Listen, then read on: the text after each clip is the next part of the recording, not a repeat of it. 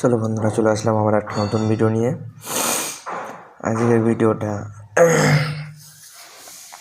একটা manually colour control টাইপের তৈরি করা হয়েছে, যেখানে অটোমেটিক কালার চেঞ্জ হতে থাকবে এবং তুমি যদি সেটাখানে চাও তো কালার ম্যানুয়ালি চেঞ্জ করতে পারো এবং সেখানে একটা বেশ ছবি ইম্পোর্ট করে দিয়ে কত সুন্দরভাবে সেই জিনিসটাকে চেঞ্জ করতে পারবে। তো আজকের প্রোগ্রামটা হলো এটাই। প্রোগ্রামটা এটা তোমরা দেখে নাও, সিম্পল প্রোগ্রাম, সেরকম কোনো হায়ার লেভেল নয়, ঠিক আছে?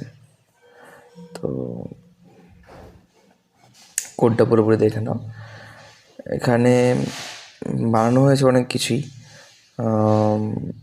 যে ফটো তোমরা ইম্পোর্ট করতে পারবে। এটা হলো ফুল প্রোগ্রামটা। চলো প্রোগ্রামটা রান করে দেখি।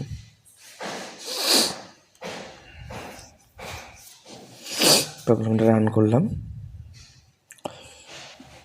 ল্যাপটপটা একটু স্লো হয়ে গেছে খুব সম্ভবত,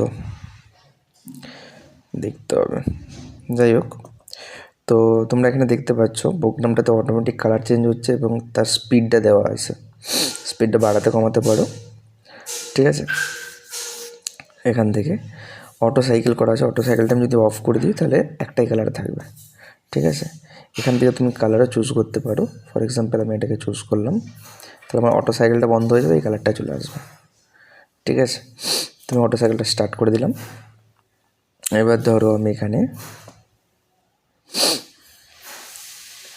এটাকে যদি একটু বাড়িয়ে দিই 10 থেকে, তো এটা ধীরে ধীরে যাবে, দেখো পুরো আস্তে আস্তে চেঞ্জ হচ্ছে। এটা যদি কমিয়ে দিই খুব ফাস্ট চেঞ্জ হবে, ঠিক আছে?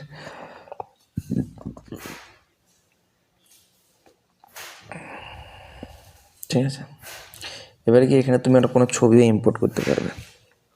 ফর এক্সাম্পল আমি আগের ছবিটা যদি ইম্পোর্ট করি, বাজরং বলিটা যদি ইম্পোর্ট করি কীরকম হবে দেখি।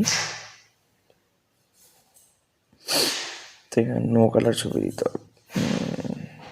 দেখো এই ছবিটা দিই, ঠিক আছে? এটা অটোমেটিক কালারগুলো চেঞ্জ হতে থাকবে। একটু স্পিডে নিয়ে নিয়ে,